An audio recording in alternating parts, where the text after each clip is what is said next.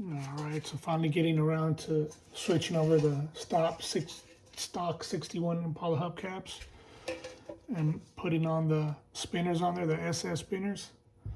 So I just had to pop out this little tab like this one, or these little tabs, you pull these out and the little center cap pops right off. And as you see,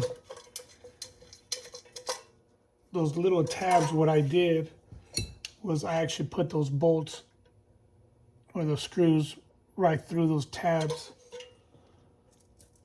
And then the one thing I couldn't figure out is which side goes down. And I couldn't find nothing online. I tried searching everywhere on YouTube, online, any kind of tutorials. Just, you know, tried both ways.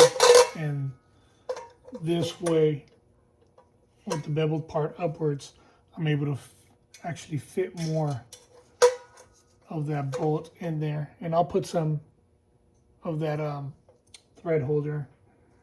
But yeah, nice little upgrade for the Impala. We'll see how it goes. Got 3 more to go.